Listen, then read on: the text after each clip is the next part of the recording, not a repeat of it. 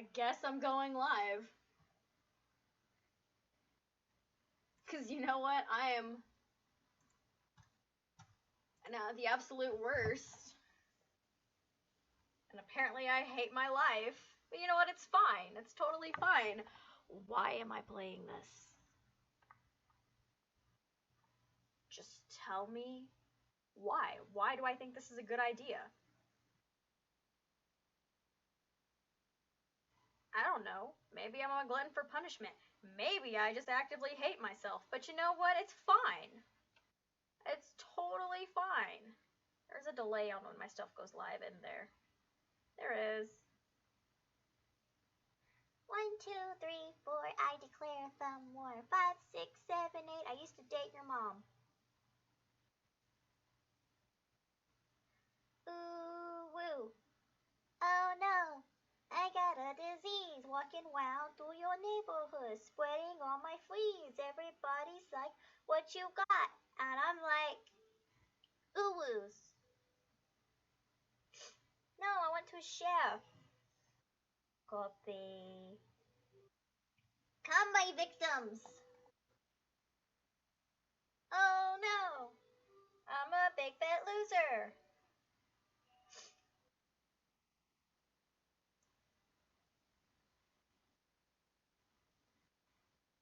And streaming losers, get in. Ha ha! I'm great. I'm the best. Yeah! Everybody look at me.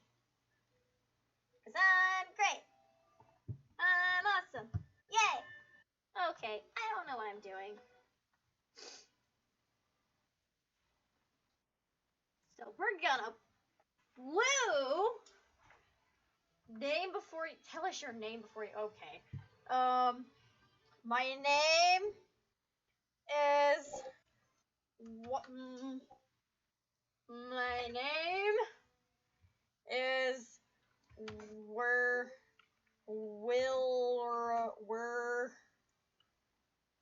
from we're from my name is we're from I don't know what's going on.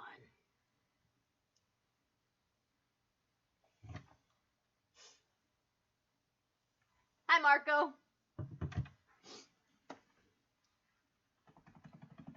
I'm gonna woo the chicken man. Unless it really did just freeze on me. It's okay, my life's a disaster anyways. Yay! Oh, no, it moved. Oh, there it is! You sleep softly as the morning sun casts a warm glow through the window of your modest student apartment. The world is peaceful and serene. You could say, stay in the moment forever. Or you can wake up. Now, your first day of culinary school. It's no time to sleep in.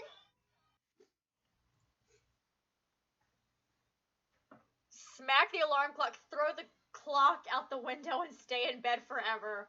Okay, but me, though.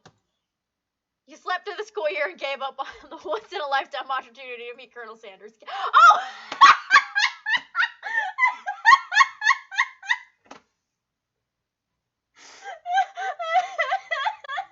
Let's try that again. Clap, clap. Give me that chicken man. Gonna clap. Okay. I'm gonna be totally serious now, and I'm not gonna click the dumb answers. I'm gonna clap some old man cheeks.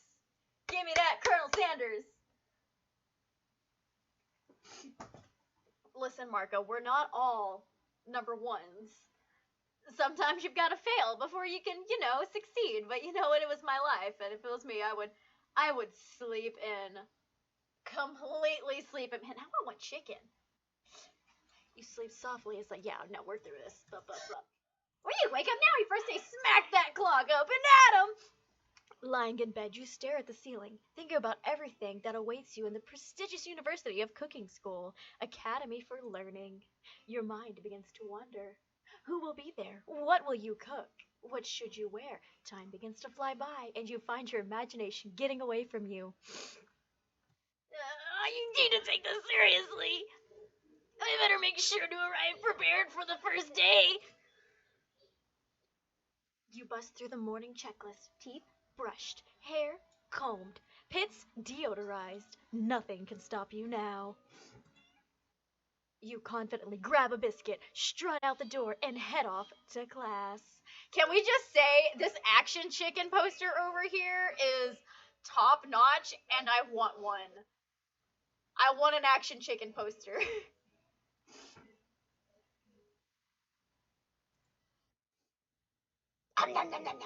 Just what you needed to get your blood flowing. Standing in the quad, you gaze upon the magnificent University of Cooking School, Academy for Learning. Here comes your lifelong best friend forever, Miriam. She's the most adorably awkward person you've ever met, and you absolutely love her for it. So she's me. Except, people don't like me. I think. Okay. Good morning, we're from. Are you excited for the first day of the rest of our lives? Actually, I'm. Because I sure am excited, a little nervous. Okay, a lot nervous. What the? It's just that this morning I made breakfast for myself, but, well, when I ate it, I couldn't taste any love in the food. What am I no good? What if I fail? Oh, don't cry. I don't want you to cry. I kind of like you, though. You're sweet. Classic Miriam, raised by MasterChef parents, she always held herself to a very high standard. Ever since we were little babies playing together, you rescued me from that quicksand box. It's been clear to... Yes, this is exactly the voice I'm going to give myself the entire time. It's been clear to me that you're the most loving, caring person I know. You're going to do great. But with University of Cooking School Academy for Learning's famous 3-day only semesters, I'm afraid of being left behind and never catching up. A sweet girl, Miriam, has always had a flair for the dramatics. This summer, she got so nervous about her first kiss that she chipped a tooth practicing on a mannequin. Should you pep talk her or change the subject to give her some relief?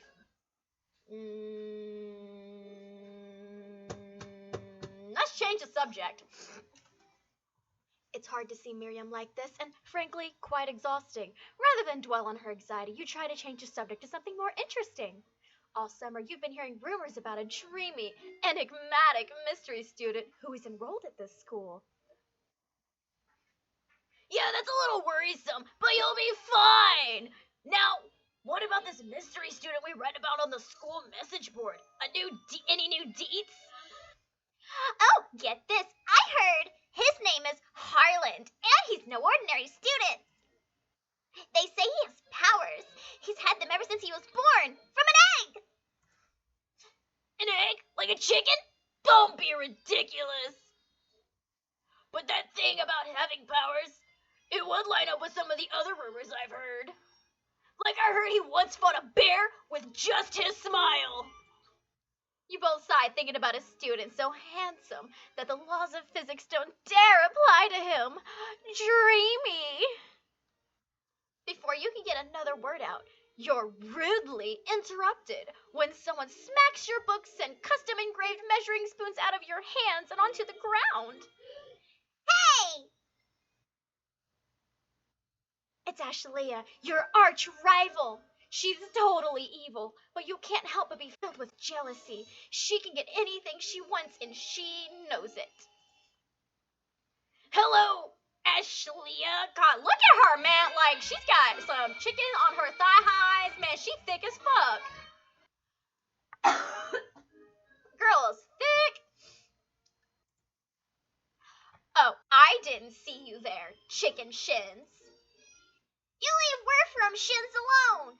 They're perfectly normal shins. I don't know what I'm doing with my life. Is it Miss Ashlea? Sorry, Marco, I wasn't paying attention to your text. Oh, you can't stand Ashlea. Even her name is annoying. You know for a fact that it's actually Ashley, but she's had to add extra letters to make herself feel better than everyone. If anyone everyone here knows the perfect shins look like it's us. We're not gonna let you or any really weird insults get to us. That really was a weird insult, but you know what? Fuck it. Across the quad, you see Ashlea's best friend, Van the Man, has stopped to look at his own reflection in the mirror. His pants are so tight, you could see him casually working out his glutes while he styles his hair. No lie, they're rockin' glutes. Ahem! Van! You... Okay. Hold on. You rang right. I can't. No.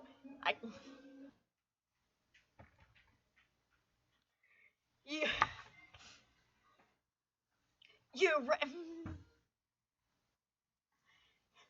You rang. You've never been sure what their arrangement is, but as long as you've known them, Ashlea and Van have been just as close as you and Miriam, but substantially more devious. Can we just appreciate Van for a second?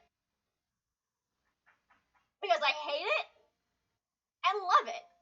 Like, his whole shirt is like the Virgin Killer, but you know,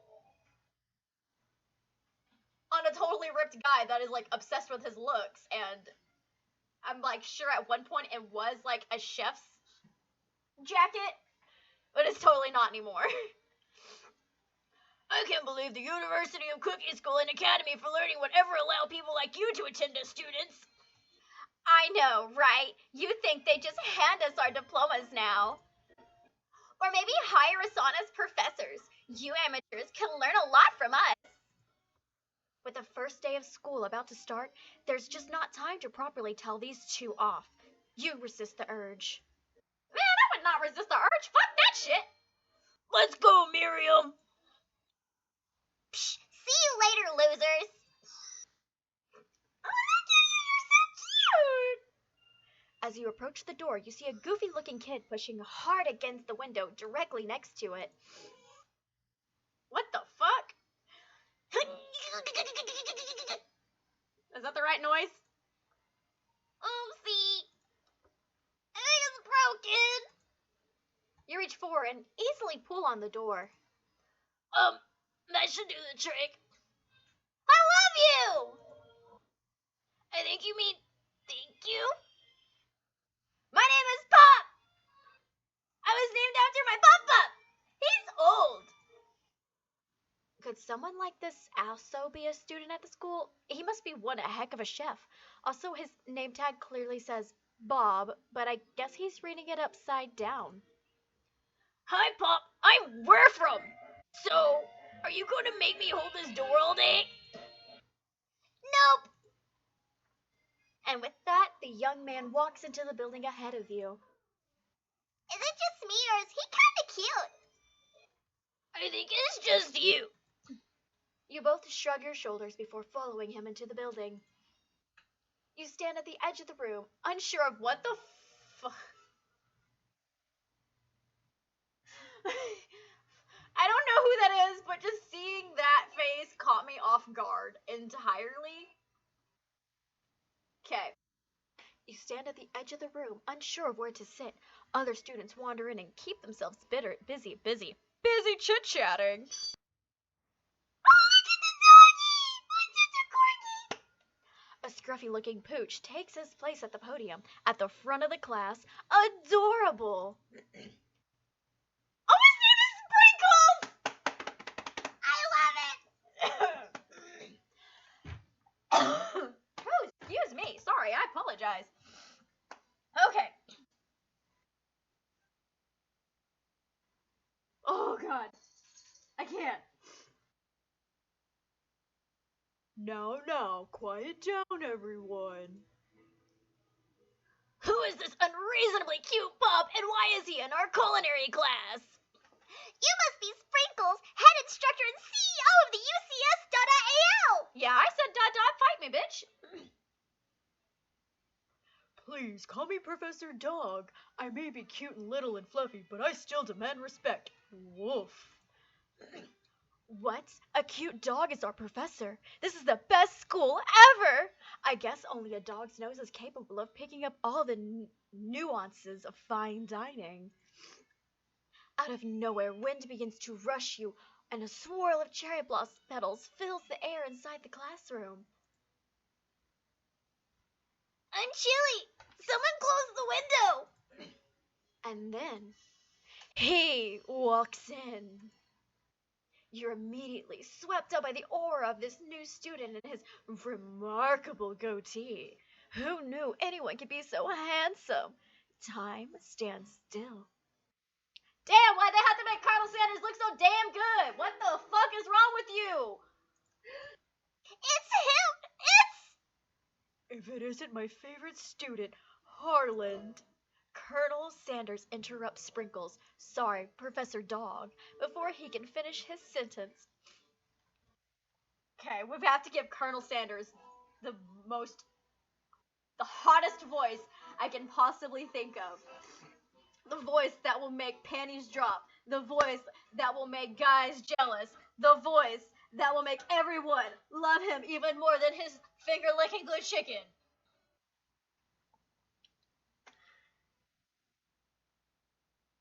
Please, call me Colonel. Colonel Sanders. A hushed murmur rolls through the classroom as Colonel Sanders walks down the aisle of desks. Suddenly, the room is sweltering. Sweat begins to beat across your brow. You feel like everyone is looking at you, and you're not even entirely wrong. And this over here must be Sweaty Sweats a lot. I don't even remember the voice I gave him. Maybe we should open that window back up before Faucet Pits melts into a puddle and evaporates entirely. You two both know my name. We were in the same kindergarten class. And what is with all of your weird insults? It's a good thing you don't forget about your deodorant this morning. This classroom is hot, hot, hot. Professor Dog steps in to settle the class down and set some ground rules. I don't remember the voice I gave the dog. Well, I don't remember the voice I gave the dog. Welcome to the University of Cooking School Academy for Learning, the greatest culinary academy in the world. The birthplace of culinary legends, past, present, and future. Many challenges await you. There will be tears. There will be blood. There might even be really adorable tiny foods. And when all is said and done, there will be a battle. You lift your sporks and complete the broom cooking arena. Compete in the broom cooking arena. Might be. And then another student enters the classroom and interrupts the professor's rousing speech. Hi guys, sorry I'm late. Hope everyone had a good summer. I really miss... Quiet! Late to class is bad enough, but interrupting my monologue? You're on the fast track out of here, young man. Are you sure you're even in the right place? Oh, you recognize me? This is my third year in this school here. Everyone stares at him blankly. There's no room for me. You're expelled if you utter one more word before I finish. Let that be a lesson to you, students, that tardiness is unacceptable! Even Clark made it here on time, rolling halfway across town on his tiny wheels. You turn to see the student Sprinkles is referencing, who appears to be some sort of industrial kitchen appliance. I want to ask, but I know I'm not going to get any answers, so I'm going to leave it alone. The class bursts into laughter. Oh, Clank, you rascal. What did he say? I don't understand! What did he say? Sprinkles walks in the classroom as everyone stands in silent obedience. When he gets to you, he lifts his nose into the air and takes a deep sniff. Your diet is Oh shit! Your diet is lacking. Based on what I'm picking up here, you definitely need multivitamin. You should be taking better care of yourself. You've never had a talking dog as a teacher before, but Sprinkle's reputation for being smart but tough is well known. You decide to try to butter him up by giving him a treat from your pocket. But what kind? Ooh, chicken! You reach beneath your apron and return with a chicken snack in your hand. Sprinkle's eyes go wide as he locks onto it. Please take the chicken. His favorite! Oh, yay! Well. I think there might be some competition for a new star student! The furry professor immediately devours the snack, leaving your hands slick with a coating of warm, doggy drool. You see the other students eyeing you jealously, but pay no mind to them. If they wanted to succeed in life, they should have learned the importance of carrying a range of dog treat flavors on them at all times. Settle down, young chefs. Take your seats and prepare to have your minds open to the amazing possibilities of culinary creation. As everyone rushes to clam their favorite seats, you're left standing at the front of the room. Only 2 options remain. Hey, where from? There's still a seat here. It seems that no one has claimed this seat next to me, if you're interested. 2 good options, but which will you... Motherfucker, we sitting next to Colonel Sanders! You move to take your seat by Colonel Sanders. It appears he brought no books, pens, or pencils. However, his perfect upright posture shows off a seriousness that makes you confident in his desire to learn. Thanks for offering me this seat. I only have 2 rules. Do all you can and do the best you can. It's the only way you'll ever get that feeling of accomplishing something. That's so inspiring. A little off topic, if you ask me, but okay. As soon as you've settled into your seat, the professor makes an announcement. Think fast! It's time for a pop quiz! Yay! A quiz about me! This incredibly important and surprisingly short quiz will tell you what you already ready for.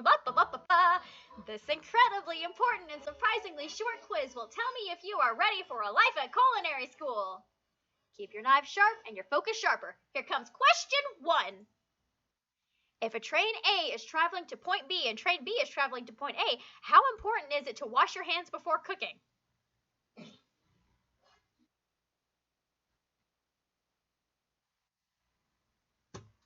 Extremely. Forest is to tree as chicken is to feather. What is the most efficient eating utensil ever created? A comically over... Oh! Spork. What food is best for a broken heart?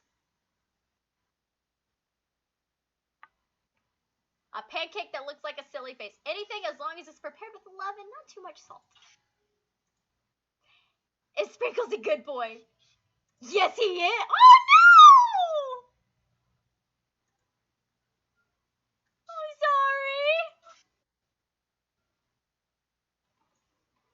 sorry. Only 1 wrong. Not too shabby. You might do all right, kid.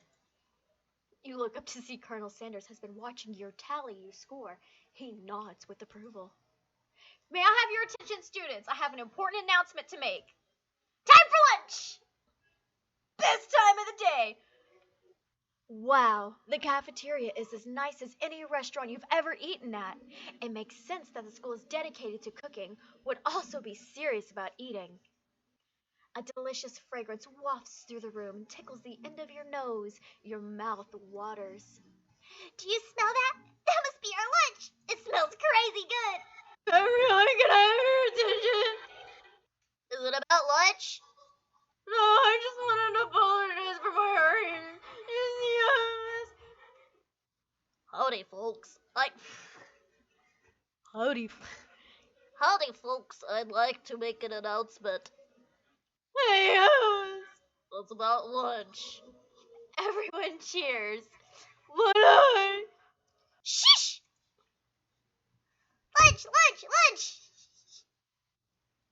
I forgot what voice I gave myself. She said shush! In honor of Fuck, I'm forgetting everybody's voices. In honor of the new semester, I have prepared something special to share with everyone for lunch. That must be the smell! I smell! Indeed, that smell. You hold your breath, waiting to see what food his mysterious student has created. You've heard that he's very talented. But were the rumors true? Is this? Colonel Sanders lifted a large bucket above his head. Its contents glimmer in the lights. Piled high are huge pieces of chicken, breaded and fried to a crispy, golden finish. Man, I'm getting hungry now. The aroma envelops you, and you begin to feel warm and safe. Colonel Sanders has filled a bucket with chicken. What a novel concept. Your stomach begins to grumble as if to say, stop thinking and start eating! For years, I have been developing a secret recipe for the perfect fried chicken. By my calculations, nothing less than 11 herbs and spices are required to achieve the perfect balance of flavors. You look around and notice that every other student has a pen and paper and is scribbling notes as fast as they can. But that is all I'll say about that. What? What you think you want your stupid secret recipe, dude? Pshaw! Nah, my dude, nah!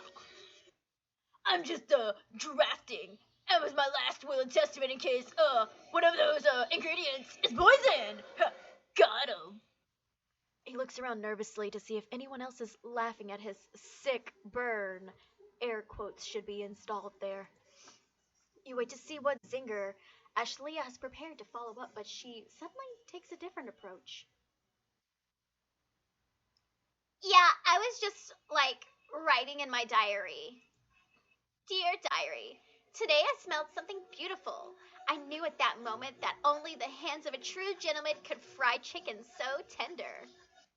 You see her body language change from bitter and evil to sweet and innocent. As she slides closer to Colonel Sanders, she realizes that he is destined for greatness and fame with cooking skills like this. She wants him all to herself. Oh, please. Well, Van Van, the man, if you don't want any, I'll take his! Whoa, hold on. I guess I'll try it. He takes one bite and his brows grow wide. He starts contorting his face as he tries to hold in the pure exhilaration and act unimpressed. Easy now, there is enough for everyone. Please follow, classmates. Dig in. Ooh, excuse me. You take one of the pieces of fried chicken out of his bucket and sink your teeth into it. It's amazing. Tasting Colonel Sanders' food transport you to another dimension. Alone with your taste buds, gripping a drumstick in your hand, you float weightlessly. I'm gonna savor the moment. The flavors in your mouth are beautiful, pure, heavenly. What a guy! Along with the flavors, you feel something that can only be described as love. For a man? For a flavor? Are they the same? After tasting his food, you try to get some one-on-one time with Colonel Sanders. Approach this man. Colonel Sanders smiles ever so softly as you approach. He stops what he is doing and allows you to break the silence. Colonel, I wondered if I could talk to you for a second. Anything for a fellow chef. What exactly was on that chicken? Ha! How bold to come out and ask. I love the chicken snap! I love the chicken snap! I'm gonna make one. It's an idea I had for a new combination of flavors that will make me a fortune and establish my legacy for all time as I open a chain of highly successful fried chicken restaurants. No big deal. It's just you and me here talking. I can keep a secret. In fact, I've got some of my own I'd be willing to trade. What's the rush? The semester is only getting started. We've got 2 more whole days to get to know each other. He's clearly not giving it to me very easily, but it doesn't hurt to be persistent. You know what you know what? God damn it. You know what they say about secrets, Colonel? Shouldn't learning be fun?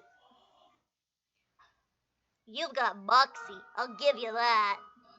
Colonel Sanders looks both ways to make sure you're truly alone, then leans in.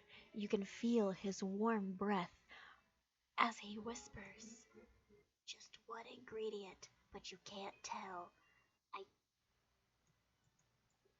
Ah, fuck! Wow, you'd never have guessed that. In fact, you're not even sure where you got some of these scratched. Searched, not scratched. Damn. While you're wrapped up in this huge revelation, you notice that Colonel Sanders has disappeared. While everyone else is still at the cafeteria, you decide to look for him. You find Colonel Sanders outside, standing in the quad. Oh, it's you again. Howdy! God damn it, I hate myself. Sometimes I like to come outside and look at the school grounds. I think about how my story will continue on after I graduate. It sounds like you have big plans. I dare say, the biggest. I will leave my mark on this world. You can bet on that. Alone together for the first time, you figure now is the perfect moment to show your personality to him. Neg him to show your own strength. Wow, him with a big idea to add an additional ingredient to really spice things up. Be modest but thoughtful. I really want to choose the dumb answer, but I'm gonna go with modest. Oh, that was the right one.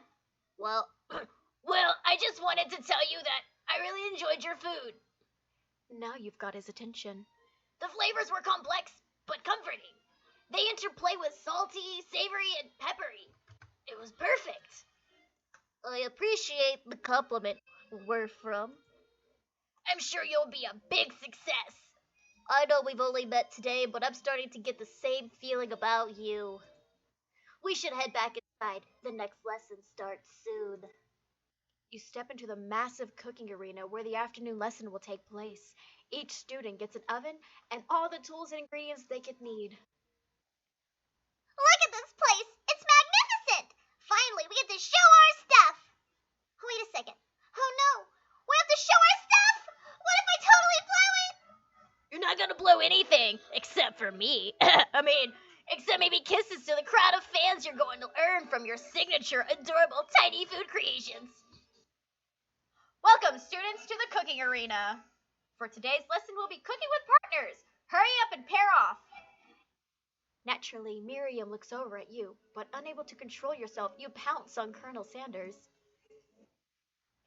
Hey, Colonel, would you like to tackle this lesson as a team? A team of two? That is, me and you. If that wasn't clear, I want to ride you. You want to be my partner? Forever? And ever? Sure, Werfram. I'll prepare the station. I hate my life. I hate that I've decided to play this, and I don't know why I am still playing this. But I'm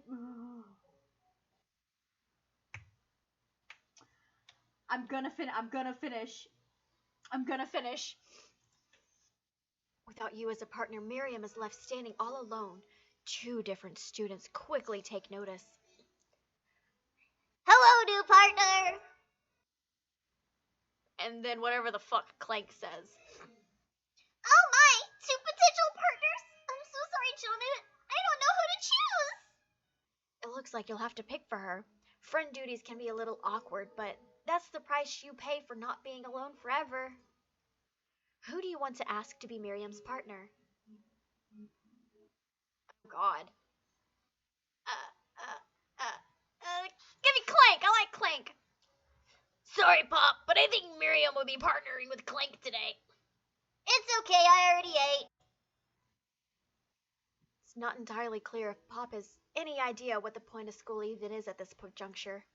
Clank is clearly excited to have some attention. He heats up and begins to roll back and forth. Clank noises. Hold on there, fella. We don't even know the assignment yet. Technically, Clank might not even have a face, but there's something charming and earnest about him. Clank noises. Tissue. I hardly know you. Clank judders as a panel shakes loose. You get the impression that this is a sign of affection. Looks like you two will be fine. Now it's time to focus on your own cooking and classwork. Alright, you two, for today's lesson, we're going to keep it simple. Pick a basic dish and divide up the steps. No chef is an island. It takes 2 flints to make a fire. You get the idea. Which dish do you suggest to your partner, Colonel Sanders? Steak tartare seems easy enough. It's fancy and you don't even need to cook it. Using octopus will blow Colonel Sanders. Your grandmother's mashed potatoes and gravy. Oh. Okay. I've always been something of a down-hood chef. I was thinking we could make something warm, inviting, comforting. Maybe mashed potatoes? And gravy? I couldn't imagine one without the other. I hate myself. Colonel Sanders casts a coy look at you, causing your whole face to go beet red. Embarrassed, you quickly turn away. I'll go get the potatoes. Potatoes. Oh, please, let me. Picking perfect produce is a passion of mine. Picking perfect produce, picking perfect produce, picking perfect produce. Okay. Looks like things are getting pretty fresh around here. Does someone have a crush on Colonel Sanders? We're just cooking partners. Mind your business. Sanders' heart is my business. And you better keep your fingers off of my man. Did someone call me? Heck no, jeez, Van Van. While I'm over here crushing Werfram's dreams, you're supposed to be taking care of our classwork. That was the deal, remember? Colonel Sanders returns, arms full of peeled potatoes. He tosses them into boiling water and turns his attention to you and your old friends, air quotes. Oh, howdy there, Angelia, Van Van. Are you working on the quartet instead of a duet now? Actually, no. It looked like Werfram was struggling, so we offered to give them a hand. You know how it is. These young amateur chefs need a lot of mentoring. I was gonna say, Colonel Sanders, maybe I could teach you a thing or two about fancy food. Maybe one day you might be able to get up to my level. Ha! Doubt it. Don't be rude, Van Van. Personally, I have no doubts whatsoever about Colonel Sanders' ability to concoct. Wow, I can't read today. Ability to concoct creations worthy of admiration. After all, your fried chicken was quite spectacular. But, Colonel, if you ask me, I might make a better partner for you than this thing that has positioned itself at your station. Don't you feel deep down that we cast complementary shadows? We fit together like a thigh and a drumstick. You just make sense. Nothing about this makes any sense, but one thing is clear. She's coming for Colonel, if you don't watch out. Ashley is really going at you hard. You need to ask for some backup here before things get ugly.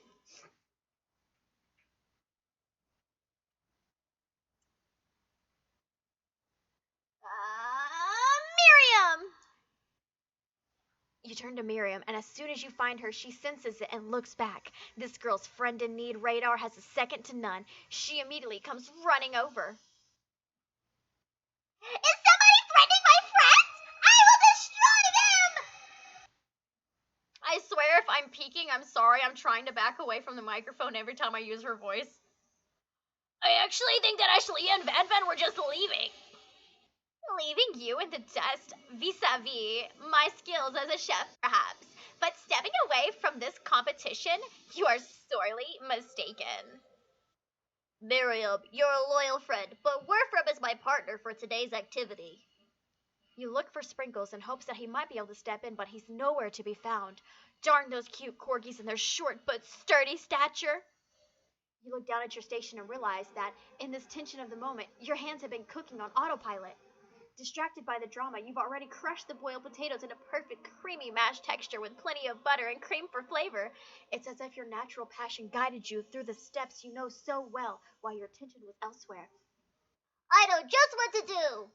Colonel Sanders extends his hand, holding a beautiful white porcelain gravy boat, out of which pours a smooth brown gravy, smothering your nearly finished mashed potato dish.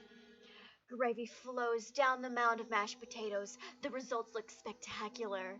Granny would be so proud. I am starving like nobody's business now. I came to play this game to woo me some chicken man, and I'm fucking hungry and want KFC. This is unfair. Ugh. Colonel Sanders holds a spork to you. You reach out and grab hold of it, but he doesn't immediately let go. The two of you stand holding the same spork, and for that small moment, all of the madness and pressure in this crazy world stops. Your eyes lock. The moment is electric. Time stands still. If you love something, set it free. Together, you dig the utensil into the mashed potatoes and lift a heaping sporkful up. When you see Ashlia with a sinister look, you know she's plotting against you to be with Colonel Sanders. And then, filled with rage and without thinking, you fling the sporkful of mashed potatoes right into Ashlia's stupid, beautiful face. Van, do something! Scooping up a fingerful, Van tastes the dripping mashed potatoes and gravy and realizes that it's delicious. Horrified by this revelation, he slinks away. Will he ever be able to cook something with so much love and integrity? Hold on right there, Werfram. We do not waste food. Yeah, we don't waste fucking food. Man, you better eat that. We do not waste food in the broom cooking arena. Colonel Sanders, I expect better from you. If you throw one more spoonful, you both better be prepared to eat it from wherever it lands. Can I have his potato face? Van rushes back over, a covered dish in his hand. Mashed potatoes with gravy? Mashed potatoes with gravy? Pathetic! In just a few minutes, I've prepared a full meal. Gaze upon my speciality, braised tentacles of octopus in a silky saltwater sauce, plated on a battle axe blade forged by the supreme chef's ancestors. You've ignored me for too long. It is now. It is I who will have the first bite, and you all look with me with envy. The interrupting student rushes in at Van and swipes a bite of his signature dish right off the plate. No, don't! Something about that dish doesn't strike my nose quite right. I think the octopus was rushed and may have turned in the process. The results could be toxic. Too late. It has been eaten. I think I left something in the oven. I don't feel so good. I killed him! Everyone step back! Don't take another bite! When you look back at the plate, the rest of it is gone, and you notice the tip of the tentacle has been slurped up into Pop's mouth. Pop winces in pain for just a moment, then is almost immediately back to his obvious self. Oopsie. Tastes like poison. The entire class is gathered to watch Pop's final moment. Shock has frozen the whole crowd. They are, as mentioned, motion. Shock has frozen the whole crowd. They are as motionless as statues.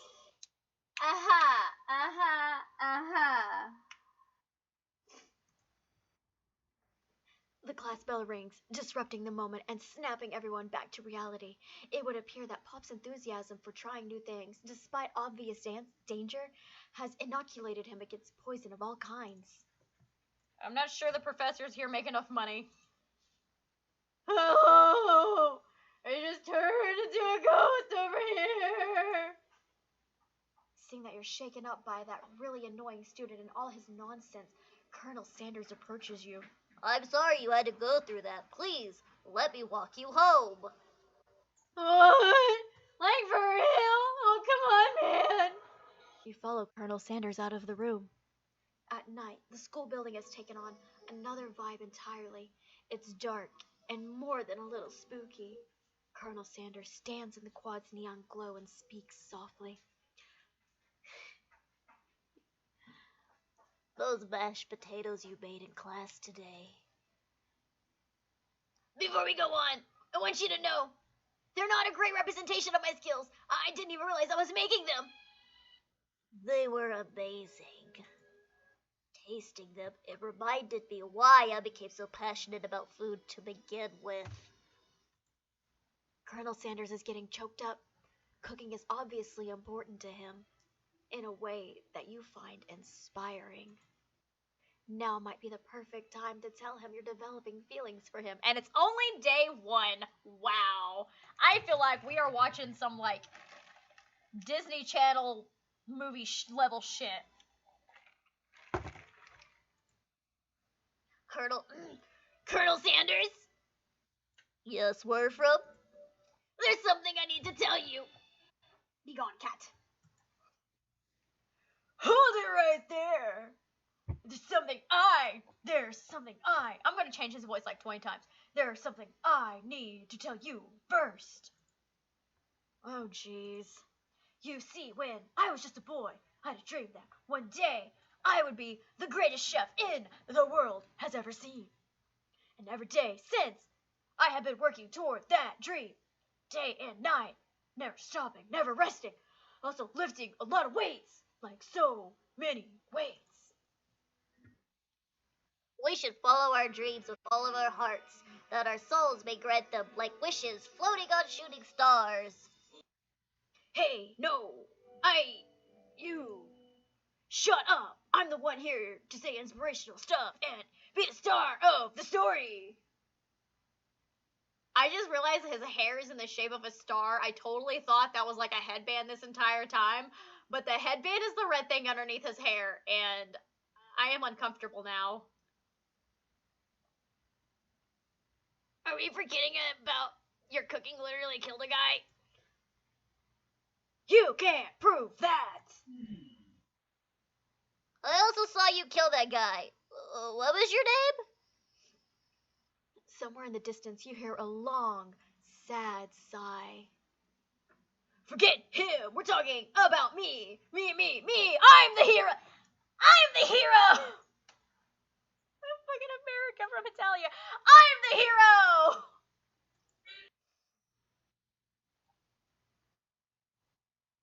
What the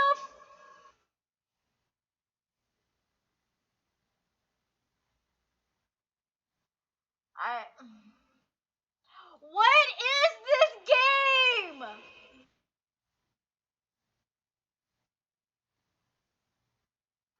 What?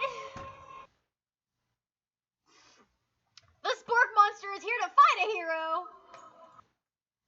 I think I left the fridge door open. Later, nerds. How dare you threaten me just as I was letting down my guard and connecting with another chef on an emotional level. Be afraid, be very afraid of me, because I am a monster! Blah! Is he rhyming on purpose, or is that just a coincidence?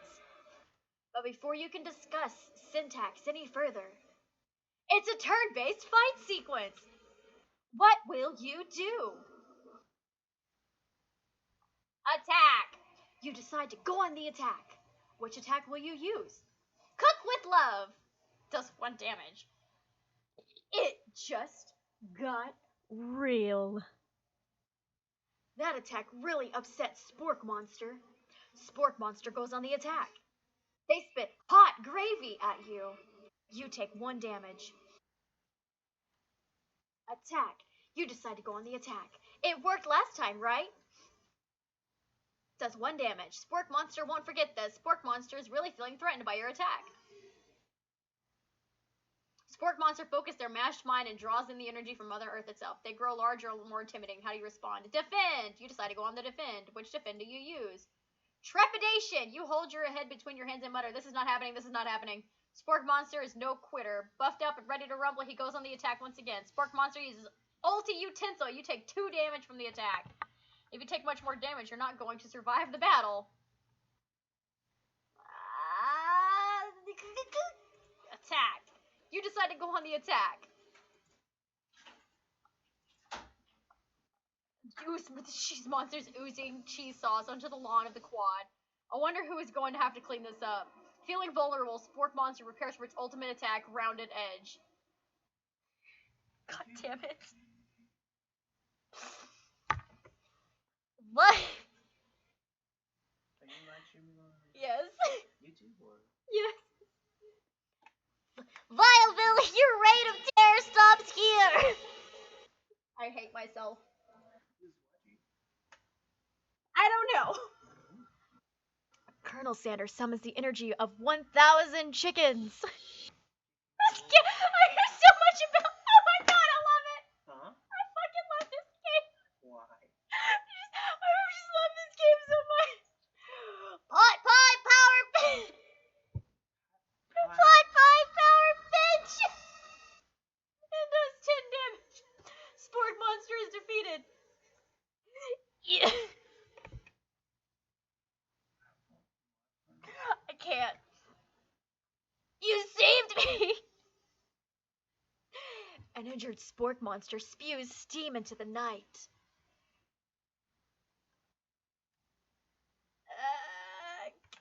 I'm trying to get to Colonel Sanders' pants. I don't know what. Spare the. You manage to tamp down your disgust at the sight of the gnarly beast long enough to realize that he is still a living creature with a pure soul who deserves your pity, not your wrath. Begone, beast, and don't you dare come back for a follow-up encounter tomorrow. I won't forget this, and I certainly won't be back like you said. Sport monster scuttles off into the night. The defeated monster left behind a special item.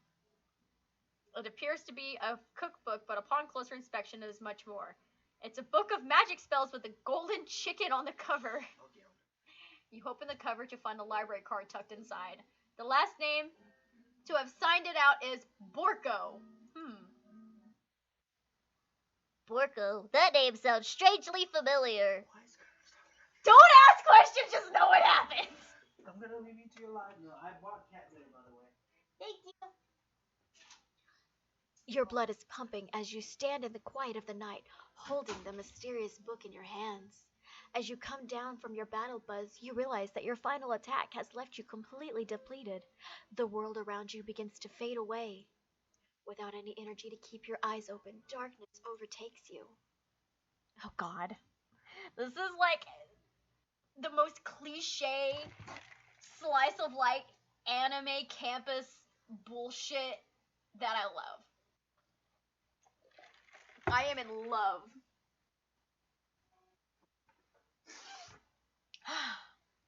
The image of Colonel Sanders flashes before your eyes as you fall asleep. He must have helped you get home in your tired state. You don't know if you could have made it without him. What a guy. I gotta say, guys, I've said this once before, I'm gonna say it again. I want this Action Chicken poster so bad. Like, I want that chicken poster. I want to put it above my bed next to my fiance's super serious, like, wolf mountain background, like, trees faded wolf shadow poster he has. I want to put this Action Chicken right next to it. I want the Action Chicken. You want to thank him, but you don't have the strength to utter a single word. You feel the covers being pulled over you as you're tucked in tightly. Good night. Oh, good night, my Colonel. In your dreams, you're together with Colonel Sanders. For some reason, Sprinkles is also there, instructing your love. Dreams are weird. Even the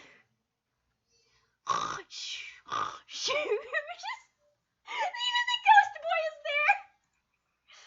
You awake on day 2 and attempt to process the wild visions of you had. Were they memories? Or premonitions?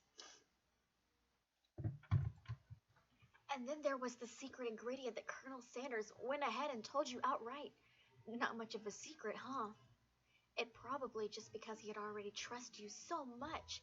Even though we've only known each other for one day, I know we're gonna make beautiful chicken and gravy with potatoes, love, and it's gonna be the most... I'm gonna stop. Sure, that makes sense. We'll go with that. You meet up with your bestie in front of the school. Before you can tell her about the encounter with Spork Monster, she launches into a story of her own. Okay, I know this might sound a little strange, but I think it might be, I think I might like Clark. Like him? Like? I know, it sounds like I'm moving too fast, but there's something about him. I like him. Like him. We got to talking after class, and he's actually a totally sweet guy, but the only thing is really smart. He told me all kinds of stories about Colonel Sanders. Did you know that Colonel Sanders was the most popular kid in his high school? No, but that does make complete sense. Yeah, but he was also so popular that he was voted prom queen at the school that he didn't even go to, and was also the convertible that he himself rode in the front of the homecoming parade. I'm thinking maybe something got lost in pressure cooker language translation. Either way, maybe it'd be best if you took it slow with this new boy, like I am with Colonel Sanders. You and Colonel Sanders, the coolest guy in school, the most famous student ever attended a University of Cooking School Academy of Learning. You're a thing now? We definitely connected yesterday. You sure did. You're great. Why wouldn't he be into you, I guess? Laughing at the implication that you and Colonel Sanders might be a thing is definitely not cool. You are great. You have an idea about how to prove that your love is real. Well, if he's not into me, why did he tell me one of his secret ingredients? Your bestie's eyes light up. A secret ingredient? Yeah, I just said that. A secret ingredient. Is that dramatic echo in here? Miriam checks to make sure you're alone before continuing. So this summer while I was on vacation with my family, a lovely man approached me in the botanical garden where I was wandering. This can't be good. He told me about his passion for spices. Secret spices. The man even gave me some to show me what he meant. He said it was a powder created for super duper rare dried flower petals, and that if I did him a big favor, I could have some of my own. Please, Miriam, don't tell me. So I filled my suitcase with them and brought them home! He was so nice. He even met me at the gate when I arrived. Later, when I cooked with them, a very strange feeling came over me, and the flavor was like anything I'd ever tasted. I think you're being very liberal with the meaning of spices here. Whatever. Anywho, we both share an interest in cooking. We've been staying in touch and, like pen pals. I bet he would love to know more about the new spices. Well, I'm definitely not supposed to share Colonel Sanders' secret recipe, and besides, I only know the one ingredient, so I doubt it'd be much use to anyone. I'm getting called a liar, and I love it. You are a liar. Please, please, please. It would mean the world to me. No one has to know it came from you or from Colonel Sanders. Oh, I don't want to tell her. No, you quickly think of a fake ingredient name. I don't know. How about... I have newt. I know, it sounds like something out of a witch's potion, but what can you do? I have newt. Wow. Her eyes light up, imagining such a thing, and you figure that you've satisfied her curiosity, and she'll move on. However, she immediately turns around and does some thumb typing with her phone, and that you can't quite see. It's probably not good. Or you can ask her to confirm that she was definitely not texting secret ingredients to other people you interrupted. A wind rushes in. Cherry blossoms fill the air. Oh, it must be. It couldn't be. It's Colonel Sanders. He's arriving to school.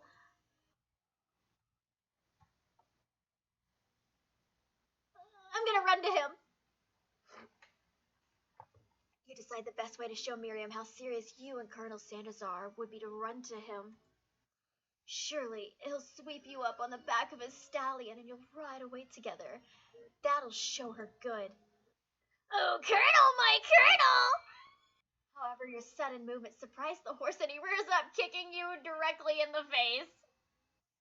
The force of the blow completely knocks you out cold. I see darkness in your vision. Oh, where from? I'm here to deliver a message.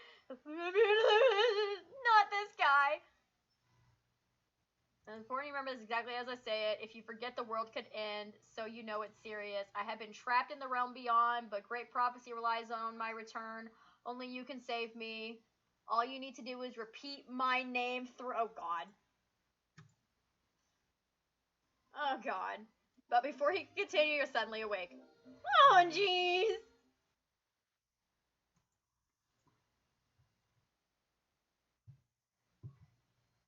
Jesus Christ. You awake to find Colonel Sanders tending to you.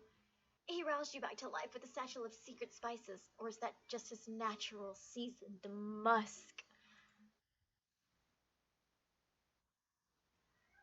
Compliment the craftsmanship of his horse's shoes. Maybe he shouldn't be riding a horse to school, and maybe you shouldn't be running up to animals. You don't know. It's hard to say who's in the wrong here. But one thing for sure is that Colonel Sanders is pretty dreamy. That horse has beautiful shoes. I can really feel how smooth and sturdy they were when they were pressed into my face. That's nice to hear. No one truly appreciates good craftsmanship anymore. And with that, Colonel Sanders disappears into the school, leaving you and Miriam to follow. When you enter the classroom, you can see your two rivals, Ashley and Van Van, are doing something bad. By the way they're hiding, you know it must be really bad. Like counterfeiting recipes bad, experimenting with restricted ingredients bad, summoning a demon bad. You try and get a peek over Van Van's hulking shoulders, but he can see you coming. Whoa there, little one, I'm not sure you're ready to handle this. Why don't you make like a bee and mind your own wax, honey?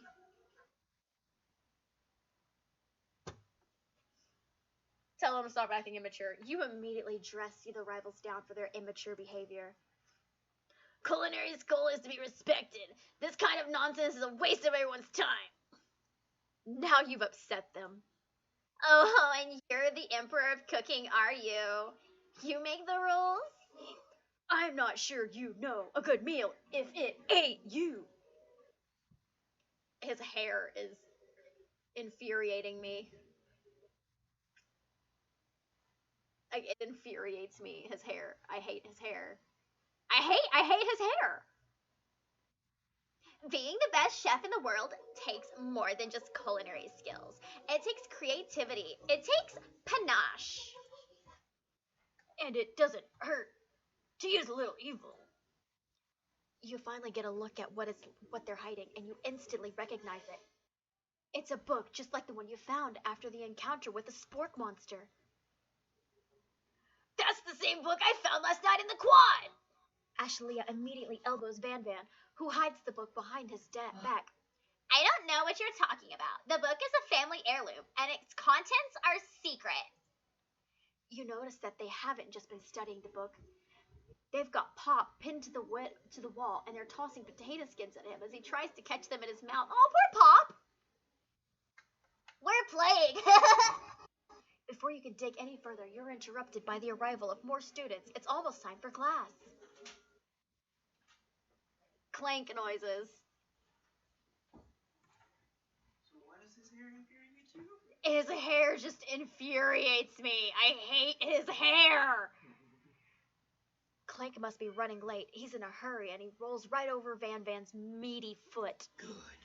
Hey, watch it, you bucket of bolts. I hate his hair! Is that why you making him sound like, I forgot his name that quick. William Shatner? Mm-hmm. No, I like William Shatner. I've changed his voice like 20 times. You watch how you talk to him. He didn't do anything. Clank noises. He's probably saying piss off or something like that. He looks mad. Who do you think you're talking to? I've never heard such language, not even from a stand mixer. Clank noises. No, your mother was a stand mixer. Angry Clank noises. Van Van jumps to attack Clank, but Clank shocks Van, sending him flying across the room. Good. Silence anything again, right? Oh. Protect me, Colonel Sanders! These crazed men are about to come into blows! I think it must be over me, but I'm not interested in either of them. Ashley's tone has completely changed in an instant. She bats her eyelashes at the Colonel Sanders. Surely he must know that this is a ruse, right? Gentlemen, get a hold of yourselves. Save it for the arena, at least. Or don't. Honestly, what do I care? I've got a lofty career aspirations to focus on. Maybe I can help you with your business plan. Just then, Sprinkles arrives to signal that the true start of class. He's panting, which doesn't seem that abnormal. He's a professor, but he's also a dog. Our professor's a fucking corgi. It's adorable. His name is Sprinkles. It's adorable. Students, take your seats. I apologize for my late arrival. I spent the morning chasing a car all around town, and my tiny legs are very, very tired. But I'm here now, and I hope You're ready to learn. Rub his furry dog belly. He loves it. Sprinkle stops in his track and he sniffs the air around you. Something has him in a trance. It's the scent.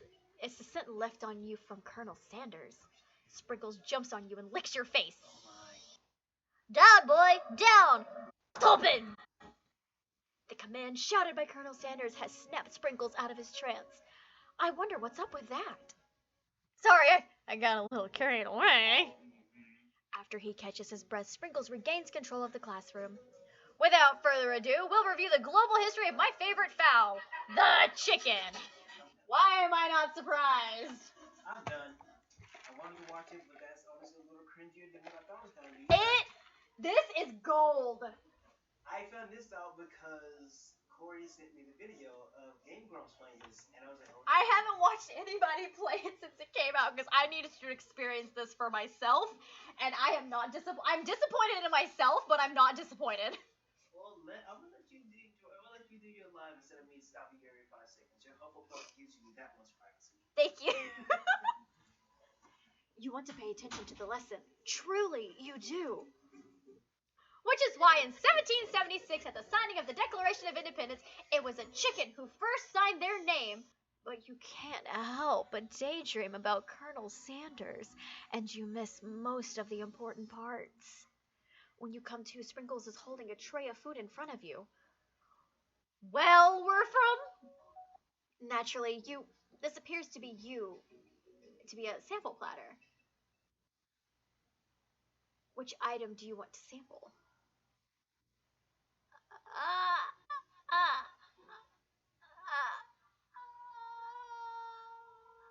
Bad decisions! A brightly colored pepper stands out from the other items. It sparkles in the most eye-catching way, so naturally you reach out, grab it, and eat it right away. However, your body is not prepared for the heat. The pepper has triggered an intense spice hallucination, and it feels like forever as you trip through the universe. My friend, woo, this guy again. I'm here to get your man, woo.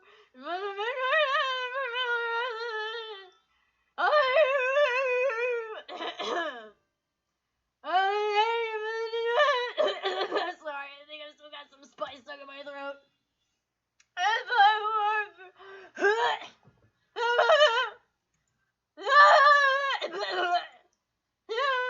You feel yourself begin to regain consciousness. Oh!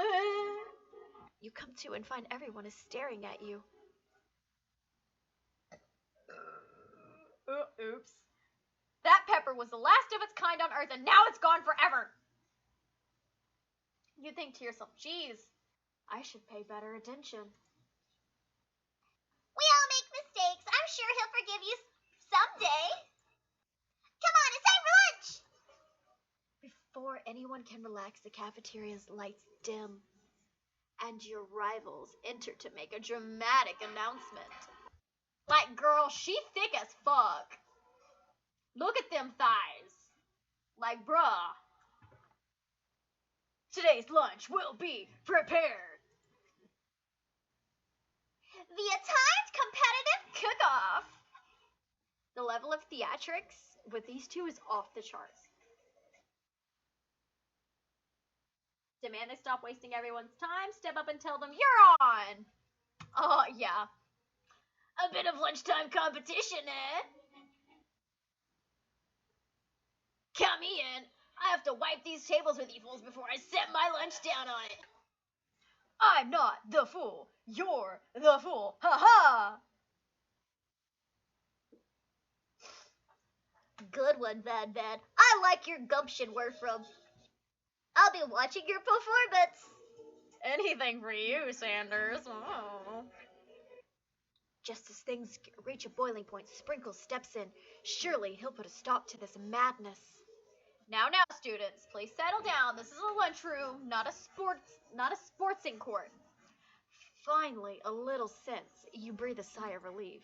At least not until we turn on the timer! Oh, God. Oh, this better not be a timed event. Oh, shit. Okay.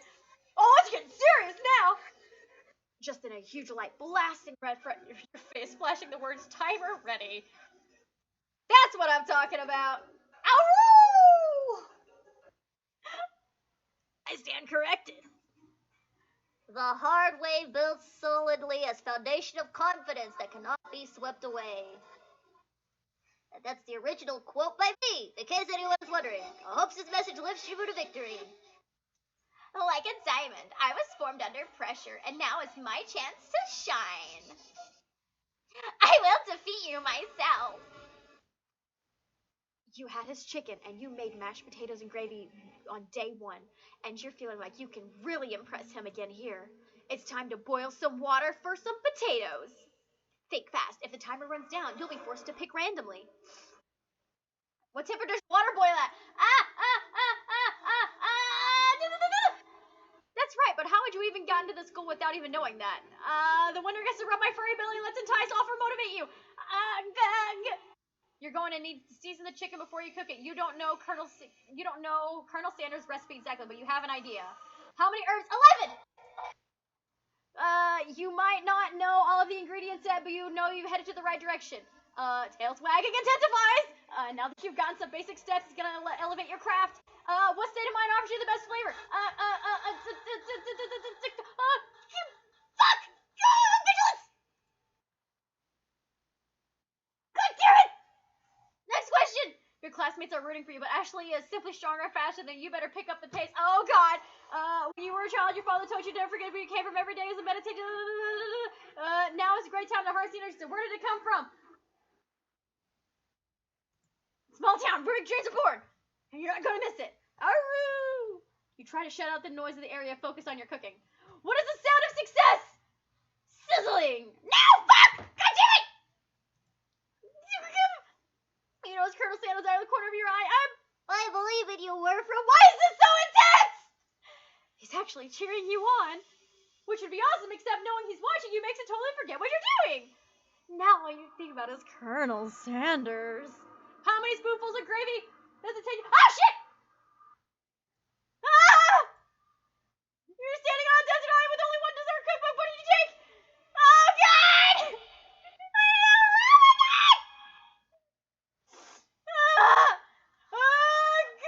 Fuck! God damn it! I don't know what I'm reading. I don't have time to read. I was already beginning planning our. Oh, God! I know nothing more than seeing a fellow apprentice utilize kitchen battle, but sometimes it's more sacrificing than the personal touch. You might not have any hands, but Werfram does, and it's a good shelf. Touching the donuts is properly mixed. There's an easy way and the hard way. You don't get far by doing the easy way. You hear one talking, realizing how serious your error was. You immediately shove your hands into the mixer and rescue the dough before it's overmixed. No! You're not fast enough, your hand gets stuck and immediately crushed by the quickening spinning beaters. There's no way to be able to. Oh my God! Colonel Sanders shakes his head in shame. When you often find that the easy way can turn out much, much more difficult. Everyone stop to the doing right now and the battle is over. I was so close to finishing my disc. Sweetheart, look at your hand. You simply cannot go on. Aw, that's too bad. And here I am with a completed dish ready to serve. Surely that makes me the winner by default. No. It wouldn't be fair to compare the two on account of Werfram's injury. You see Sprinkles begin to lick his doggy chops as he locks onto the dish. But I suppose you should at least tell us what you prepared. Well, because I'm the sweetest, I skipped straight to dessert.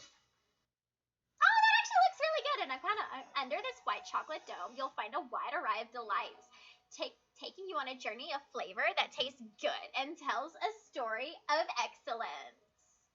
I was going to ask Werfram to do the honor, but since you're injured, I'm afraid that pouring the creamer of delicate hot chocolate sauce might be too difficult.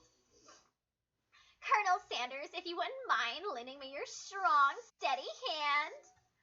Colonel Sanders pours the hot chocolate sauce over the top of the dome, causing it to melt away, revealing the ingredients hidden within.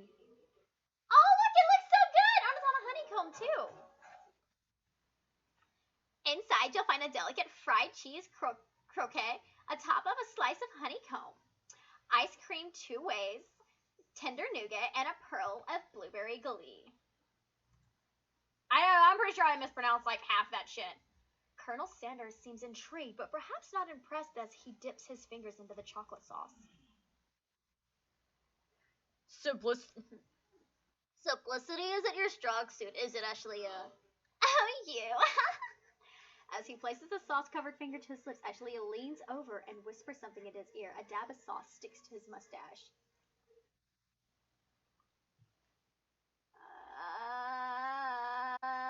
Internalize your rage, you... get between them!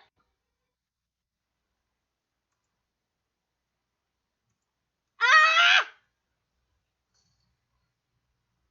Aww. I don't... Oh no! I made him mad! Aww.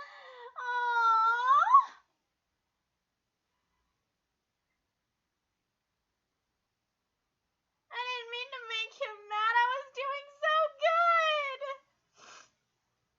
I should have internalized my rage like I normally do. Nugget, biscuit, nugget on a biscuit, nugget, biscuit, nugget on a biscuit, nugget and a biscuit, nugget and a biscuit, biscuit, nugget, nugget and a biscuit.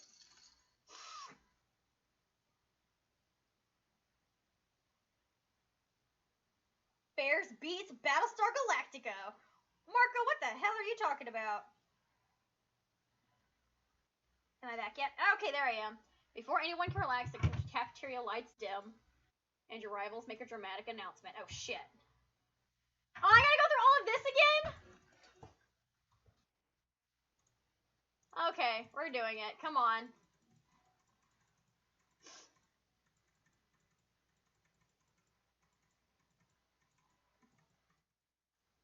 Celsius. Okay. 11. Trust. No! Damn it!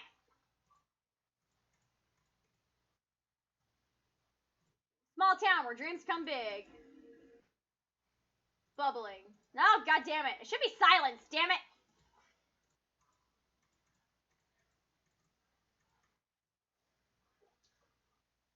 Ah, fuck! No, all of those are the wrong answer! God damn it!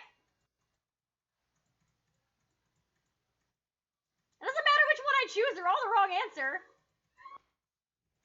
Oh god. Just getting through all of this. Internalize your rage! The flames cause your eyebrows to catch fire and turn to ash. They fall off from your face, which means people have had a hard time understanding your emotions for the rest of the semester, perhaps forever.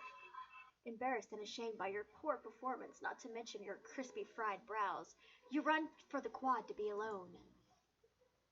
The beautiful weather feels like an insult inside of you. A storm rages. It's Colonel Sanders. He's probably here to tell you that he and Ashley are in love and have decided to get married. And he won't even ask you to cater his wedding because you're a terrible chef and an awful person. You try to hide from him, but he approaches you directly. I know you're hurting right now. Not just from the devastating loss, but from that run-in with the mixer and that small fire. You should get that checked out. I'm fine. Can't you just leave me alone? I'm a loser. I'm not fit to fill your fryer. I'll never be a master chef. Chef? Oh, God. Huh, there goes my voice.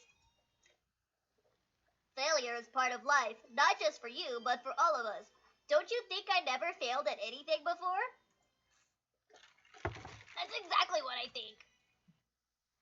Well, then think again. I wasn't always the man you see before you, enrolled in a culinary school, incredibly handsome, successfully motivated. Well, handsome, sure. I was born that way. Yes, you were. But I've walked other paths and arrived at dead ends. I was passionate about life, but I failed as an obstetrician. Obstetrician. What the fuck is an obstetrician? I was passionate about justice, but I failed as a lawyer. I was passionate about livestock, but I even failed as a mule handler. That one was especially humiliating. Mules can be so cruel. I lost my business partner to a gunfight. Aw. I didn't know. People see my delicate ribbon tie and my well-kept beard and assume that I've got it all together. Which is true now, but it hasn't always been. Sounds like this guy could really use a hug. I resolved that I was going to amount to something. No amount of hours, labors, or money would deter me from getting the best I had to give. As Colonel Sanders changes focus, you can see something ignite inside of him. A burning passion. One has to remember that every failure can be a stepping stone to something better. My new dream is pure. It's honest. It's something that a humble man in a crisp white suit can be proud of. I will create a new chain of chicken restaurants that will bring joy to the entire world and make up for my past misdeeds. Yay! Just as your moment grows intimate, you're interrupted by a threatening, shadowy presence. It's the Spork Monster! Borko? It is I will be back I just want to say I was wrong to attack you and apologize. I know that it's like having to always look over your shoulder. Monster problems, am I right? Alright. Oh, thanks, Porco. I'm glad that there's no hard feelings. Getting jumped by a giant creature in the dark of the night can really rile a person up. I also want to apologize for the way I switched right into attack mode. I know there's John cooking in school, but the person under the stress, I can use the school and spork monster. Yeah. Spork. And spork. I don't believe it. You were human once? Well, no, I was a golden retriever, but I was still a student until one day some mean kids used a magic spellbook, cast a dark enchantment on me, and I was forever transformed. A magic spellbook? Precisely, I had procured a copy for myself, but somewhere along the way I lost it. If you find such a book, I bet you respect it. You're a powerful chef. If you rely on such dark and evil magic, no one should be protecting the innocent from those who would cheat against your sorcery and guile. If you need me, don't fear, I'll be there. Sounds like there's some bad cooks in the kitchen of life. We're from. Together, I am sure we can defeat them. Come back to my hideaway, and we can discuss. Alone time with Colonel Sanders? I would never! I'm doing it. A personal invite? You can't imagine what Colonel Sanders' home must be like, but it sounds like you're about to find out. Stepping into Sanders' home, surrounded by his things, you start to. He had a goatee since he was a baby. I believe it. It looks like you live in such an exciting life, Colonel Sanders. Every day can be an adventure if you approach it with the right attitude. Long ago, I made the decision to never stop searching, never stop working, never stop imagining. Have you been working on any new recipes of your own lately? I'm always excited to talk about food with another ambitious chef. Well, there is something. It's just a side dish that I was tinkering with, trying to find the right balance of flavors and textures. I'm not sure I've nailed it yet, but I'm close. I'm close. Colonel Sanders' eyes perk up as he starts to wonder what dish you might be describing. It's meant to be paired with something spicier, something crispy. Both, perhaps?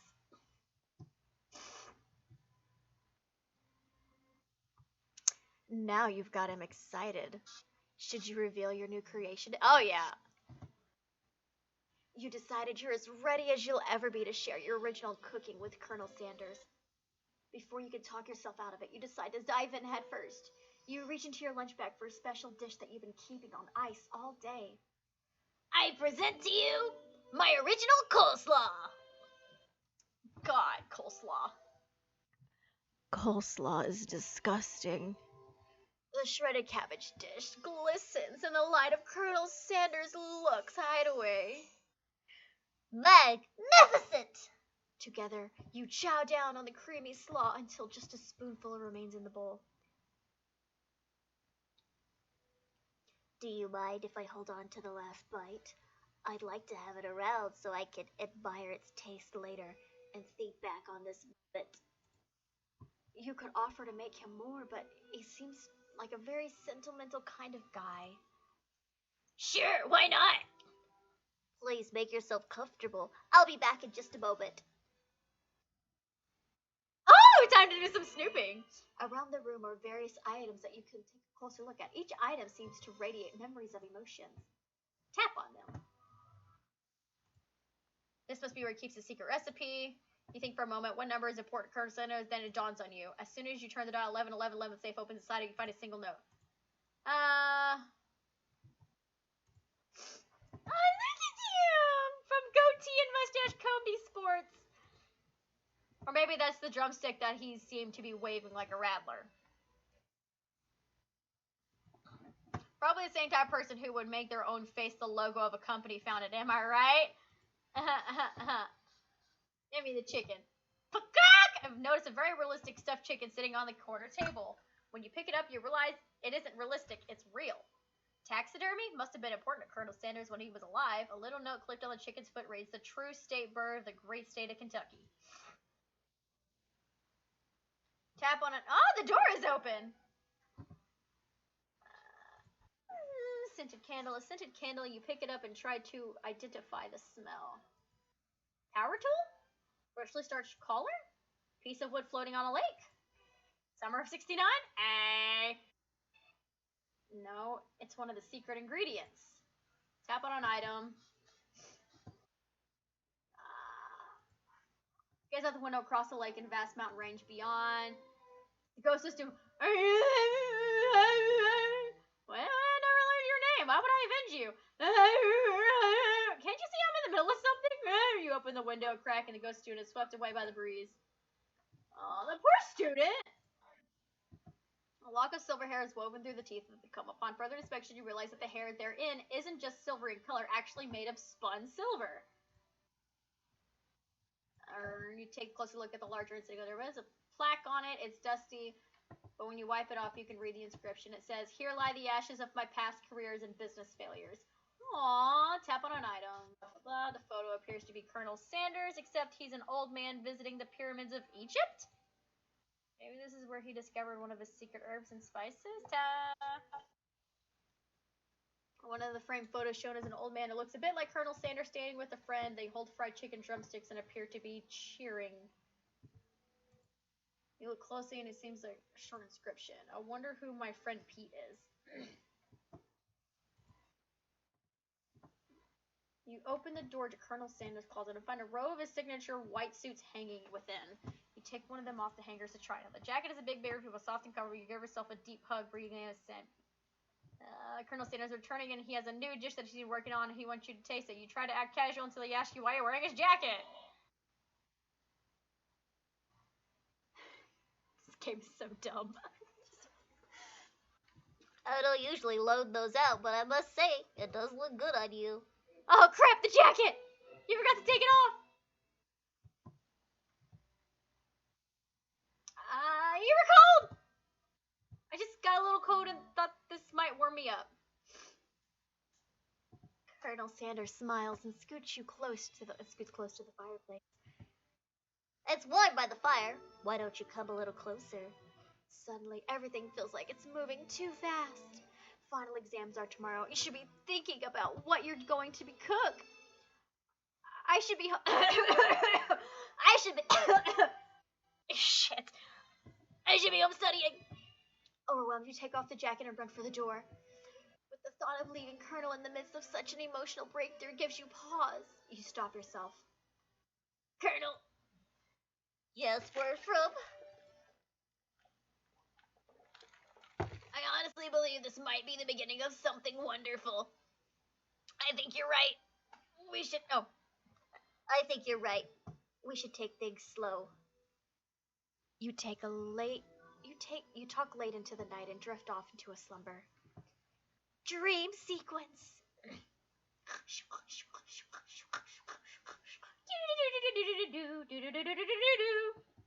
You awake to a beautiful morning in Colonel Sanders' hideaway.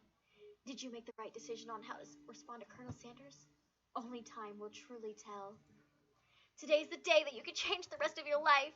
You think about the new secret ingredient you just learned about. In some jurisdictions, blank isn't even legal. But if the recipe is a secret, how will they know? Your thoughts are interrupted when Colonel Sanders emerges into the room. He holds a gorgeously plated breakfast, and your mouth waters at the sight of it. Here's a simple breakfast I just whipped up. Chicken and biscuits! Yeah! You taste Colonel Sanders' food, and it takes you on a journey. When you return, he's waiting to ask you an important question. So, would you say we're a perfect match? How presumptuous! My cuisine and your taste buds, that is. Oh. I was getting excited there for a second, Colonel. Yeah. Such confidence, such grace. Could he be the world's greatest gift to cookery? We'll flatter him. I think we might make a great team. A single tear begins to pool at the corner of his eyes as he gazes out the window. And with the right business partner, I know I can't fail. Business partner? Could he be talking to you? It's all happening so quickly.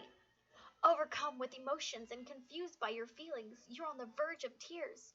Unable to speak, the only answer you can find is to run out the door and get home. There's still one more day of school after all. The University of Cooking School Academy for Learning waits for no one. You get home to find something very surprising.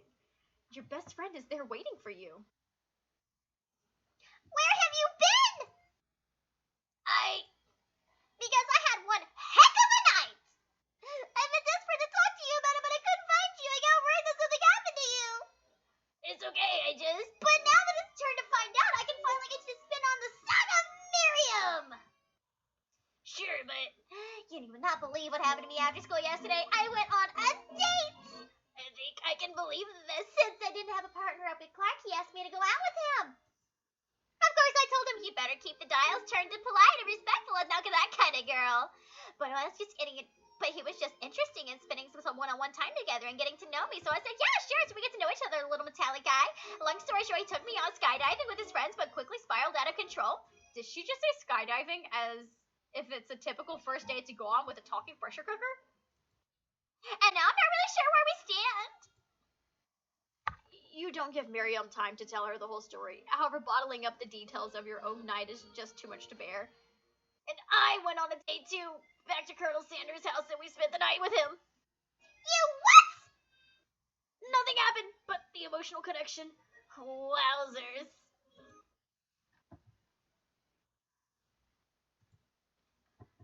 If being obsessed with Colonel Sanders is wrong, you don't want to be right. No, I do not. After a short argument, you both agree to go your separate ways. When you arrive at school, your encounter with your rivals and the squad, you can tell from a distance that they're picking on Pop, though he himself might not quite grasp the fact. Because, he's Pop. What's a swirly? It sounds delicious. Oh, it's great. I'll order you up one right away. I'll have my swirly with sprinkles, please. Sprinkles is a dog and a treat. You can get your swirly dipped, too. Why don't you pick on someone your own size? Because I'm literally the biggest person at this school. There's that horse that Colonel Sanders rides to school, but who would dare pick on such a gentle and beautiful creature? You have some nerve, Werfram. You've got some nerve, Werfram, suggesting I pick on a defenseless horse. Y'all, for real, look how thick she is. Like, them thighs. Bruh.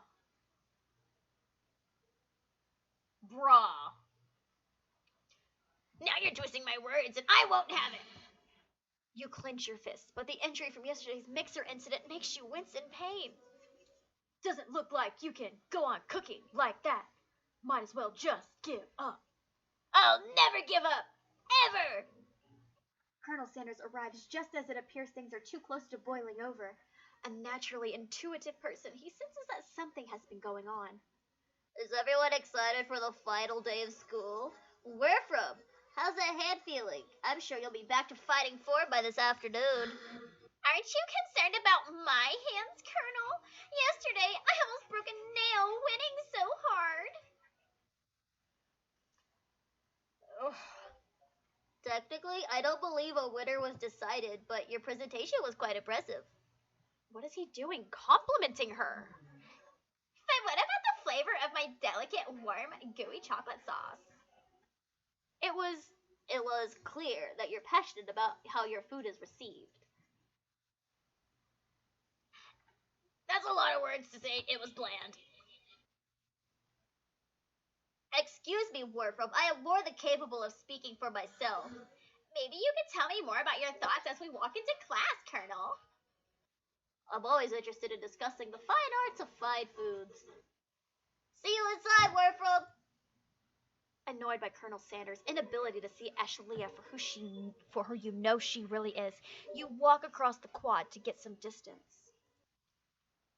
In an attempt to distract yourself from how slighted you feel about the interaction with Ashlea, you take out a spellbook you recovered yesterday and start flipping through the pages. Oh, girl, don't do it! Whoa, that's that book! It's like bad news. It's just something I found lying around. It would appear to be some sort of grimoire, but I don't really believe in that imagining stuff. I gotta give me a sip of drink. Give me a second. I'm killing my voice doing this. Ugh. That's some good shit. A grimoire? Like a book of spells? I don't know. Who would spend so much time decorating a magic book if it weren't really powerful? I love her hair. Look at how cute her hair is. I can't think of one surefire way to find out. You open to a page covered with arcane writing, cast only in case of extreme emergency, it says around the edges of the paper. I could use this spell here, and it says it will erase anyone I choose from all their memories. If I scrub out Colonel Sanders, it would probably help me focus on the upcoming final exam. That's way too drastic. Could you do something else? Like anything else? Not rooted in dark magic? Maybe tie a string around your finger? Okay, fine. It is drastic. But despite desperate times call for desperate measures. You've got a memory erasing spell sitting right in front of you, and you're pretty good at an excuse to try it out. Oh, no, don't do it. You take your friend's advice and put the book away. It's almost time for class. Sprinkles is already in the class waiting for students. My throat hurts. He arrives, he clears his voice to make a quick announcement. I want you all to know I feel something of my dog moment coming on, but I assure you it's nothing to be afraid of. His cute little nose scrunches up as he begins to breathe quickly.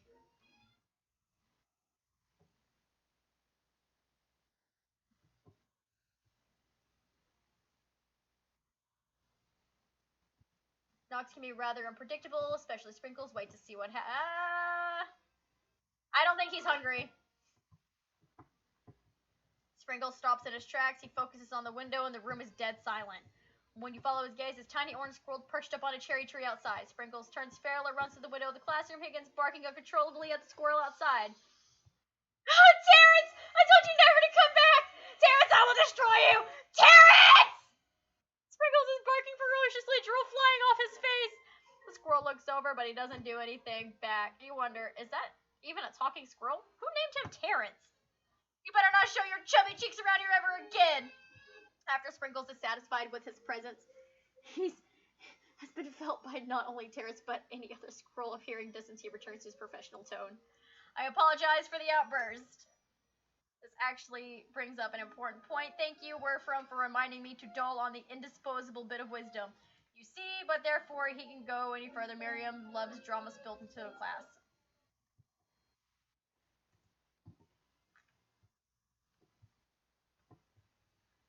I told you to save it for after class! Aww!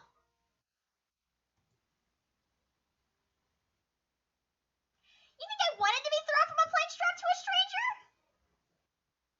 Miriam and Clank appear to be arguing, but you still haven't learned to speak Clank's language of mechanical noises. Aww. But no, you had to show off your cool kid friend Jeff and Joanne. JJ forever? Why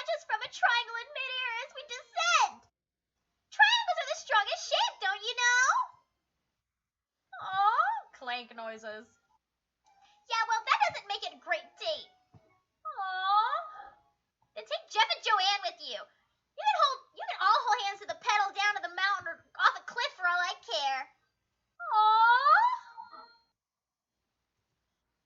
Clank begins to shudder, steam pouring out of the gaps of his paddle, and then a loud ding stops him in his tracks.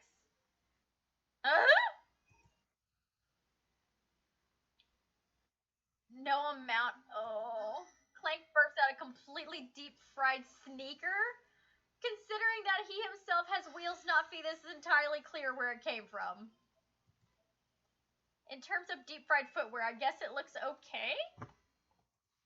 Clank slowly rolls out of the room to be alone with his shoe. Everyone tries to pretend that they didn't see the entire thing go down. Nothing like a loud public breakup to cast a pall over the final day of school. Well, that was unfortunate. But we mustn't be distracted from what lies ahead. The final competition showdown challenge exam. I'm still working on that title, but I think you get it. Time approaches, see you all in the arena, but before you can even think about competition, there's a very beautiful soul nearby that needs a pep talk. Hey, Miriam, are you okay? Okay, I'm so mad I could smash a tiny mug, spilled several droplets of hot chocolate all over the floor! How could he embarrass me in class like that in front of everyone? Our tiny Coco is delicious treasure, so you know that this breakup is no joke, even if the source of her frustration is such a silly boy.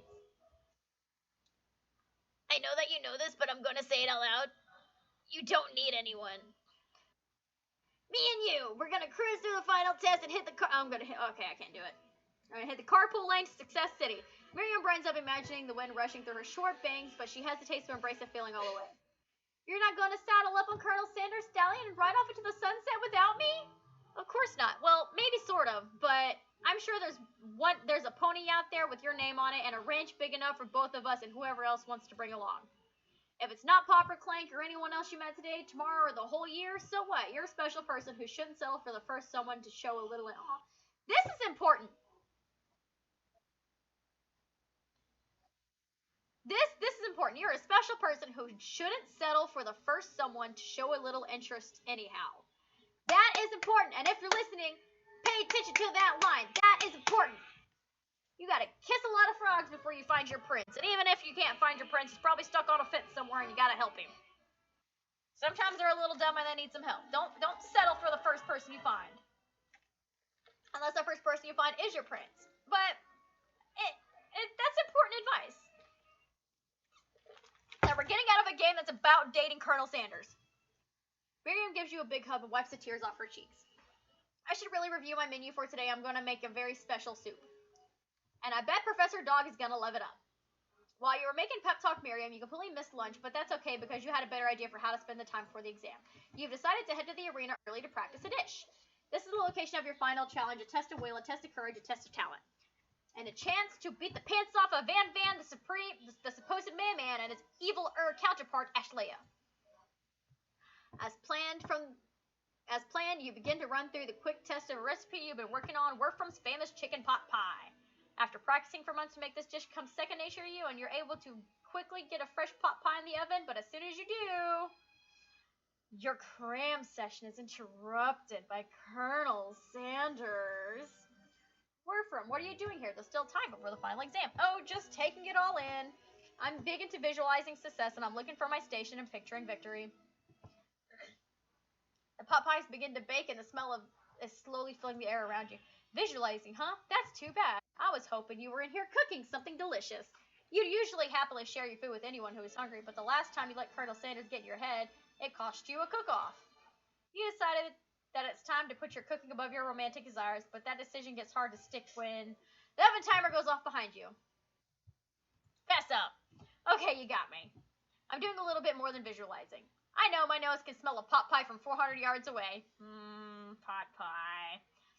That's an oddly specific distance, but you'd expect nothing less from such an oddly specific man. You knew it was a pot pie just from the smell. Not just pot pie, but a chicken pot pie. With an all-butter crust. And my nose is telling me something else.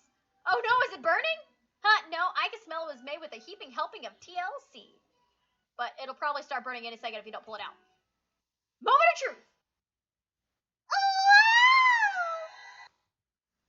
That's the best pot pie I've ever tasted. Always loved country cooking, and I could eat this all day. There's no time left. The final showdown is about to begin. Sprinkles lays down the ground rules. There are no rules, that is, except to cook with everything you've got. You step up to the cook-off in the lifetime. Okay, this better not be a quick time event. Probably is. You decided that mac and cheese plus a pot pie you've been practicing are just the dishes that'll push you over the edge of victory. Meanwhile, both Van Van and Ashley are prepping wildly elaborate dishes per their usual over-the-top selves. Miriam has her giant magnifying glass and several sets of tweezers, and she's definitely prepared to go big, going small. Colonel Sanders seems to be harnessing his 11 herbs and spices, but trying to find a way to improve something on the perfect his original recipe trademark fried chicken. The intensity of the room starts at a full 10 out of 10, which is with a frenzy of action. Everyone is calling out really cool special cooking moves as they prepare their food. Wow, this is getting serious. Colonel Sanders batter his chicken as it levitates through the air. Egg wash! Miriam furiously interjects ingredients into itty-bitty pots and broth. Best friend blaster! Van Van flexes his pectorals as he chops open a sea urchin. Let's rock and roid! Oh god. Ashley scoops her pastries off the tray with lightning speed. Shallow personality spatula. Ain't that right? Even Clank gets into it. 5-dial pressure point cooking technique. Wow, actual words. Wait, when did Clank even speak English? It's the singularity as was foretold. We mustn't let this happen or the appliance uprising will let us all. Self-destruct. Van quickly unplugs Clank and rolls him out of the back door of the arena. As you frantically prepare your dish, you notice Ashley has her spell book out and she's going to use some dark magic to turn the tide. You've got a book of your own, and desperate not to see her win another battle, you should take this opportunity to fight magic with magic, even if it's almost certainly evil magic. Do it the hard way. Who needs magic when you've got passion? I'm going to do it the hard way. Colonel Sanders sees that you've chosen the win with your own terms and gives you a subtle wink from across the room. I believe in you, Werfram. I hate the name I gave myself. Miriam notices too. And I've always believed in you, Werfram, since we were little kids, because you're my best friend forever.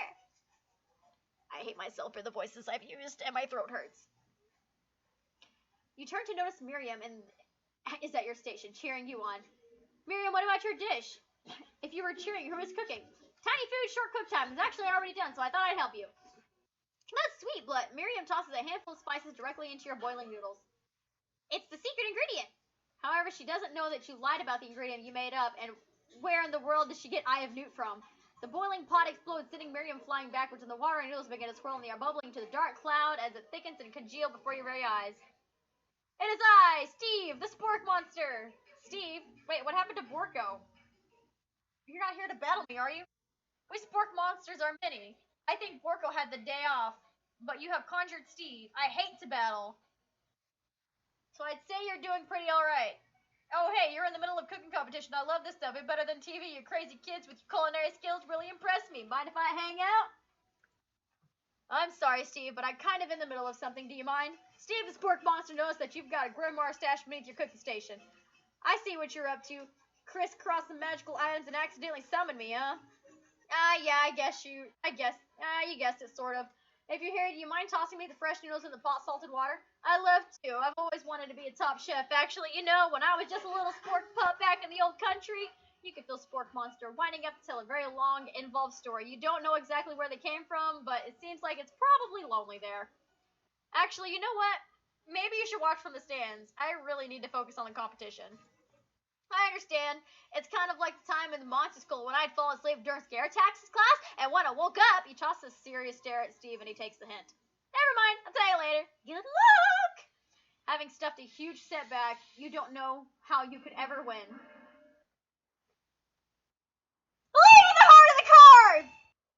I can do this. I have what it takes. I can win! Your hair turns mac and cheese orange. It's culinary-ish. I'm going Super Saiyan, guys. My heart is pure, my hands are steady, my taste buds have been preparing their entire lives for the power you've been summoning immediately fades back out. Oh, you interrupted my inspiring monologue. Sorry. My heart is pure, my hands are steady, my taste buds have been preparing the entire life for this moment. I will show the world my cookery. You begin to levitate off the ground. Energy courses through your body. Jesus Christ. You know with this power you can do anything except turn back time, which would be super helpful because while you were powering up, the chicken pot pie overcooked in the oven can't be saved. But don't worry, dear Werfram. You have suffered some setbacks, but there's no loss. Impressed with your fortitude, Colonel Sanders decided that you have earned his support. I've been watching you today, and I must say I'm truly impressed. You've been thinking on your feet and rolling with the punches. He steps into your station and stands right beside you. I'm here to help. All you've managed to make is mac and cheese, and time is almost up, so you're gonna need it. But Colonel Sanders, what about the test? What will happen to you? What about the rules? Following the rules has never really been my thing. I follow my heart. What a guy. Oh, I'm not gonna lie, guys. My arm is hurting. Oh, I can make it. Colonel Sanders unfolds a delicate white towel to reveal the most delicious fried chicken tenders I've ever laid my eyes on. And besides, something unexpanded combinations can words, and I can't read. The B to the double E, L E, I can't spell. Besides, sometimes unexpected combinations can have surprising effects that surpass the individual efforts. Are you suggesting if we combine forces we can form the perfect food union? Time's up, students! But time expired the moment everyone has been waiting for. You must now prepare to present your dishes. A handful of students stand tall, but the class seems incomplete. Seems that we're missing some students. Pop? Clank? From off screen you hear pure innocent giggle and can only come from one student. I'm flying! It sounds like it's coming from the broom closet over there. Miriam, would you mind? Inside the closet, you see Pop hanging on the broom hook by the elastic of his underpants. Pop, get down from there right now! Let me guess, did Van Van have... Let me guess, Van has something to do with it? When someone asks for a wedgie, who am I to refuse? I thought a wedgie was a salad. Looks like Pop is eliminated from the challenge, seeing how he didn't even cook anything. I can't feel my legs! May I be excused? Sure. You kids and your pranks. I must say, it's not the worst prank in the UCSAL history, but it's not exactly yearbook material. Wait a second. Pranks. Clink! Where did the pressure cooker roll off to? You wait to hear the signature worm beep of their onomatopoeia, but there's none. Somehow he must have gotten unplugged, I guess. That leaves for only 4 remaining students. Please collect your final projects. Yes, it has been a long semester. Wow, 3 whole days long. Hey, 3 days is a long time. But after days of hard work, the time has come for me to eat. Miriam, please step forward. Now describe your dish. I've made... I love it! Tender udon noodles in a savory soup. My word, so delicate. And the teeny tiny nartamaki has pie floated that itsy bitsy bowl. Yes, chef. Please call me Sprinkles. Chef is my father's name. Yes, Sprinkles. And some green tea made from baby tea leaves that I picked myself. Sprinkles sniffs around the dish before opening his mouth and letting just the tip of his pink dog tongue dip into the bowl. Sublime! Would anyone else like a taste? Oh, come on. It's not like those dogs who don't floss. I even have a really cute electric toothbrush for dogs. Fine, I'll enjoy it all by myself. And in a flash, the entire meal has been devoured. Not that it must take much. It's less than a thimble's worth of soup. A+. Rarely do I taste a dish with this much love poured into all yours. Miriam is overjoyed and she gives you a huge hug. Thanks, Werfram, for helping me believe in myself. Van Van, you're up. Now describe your dish. I made... Oof.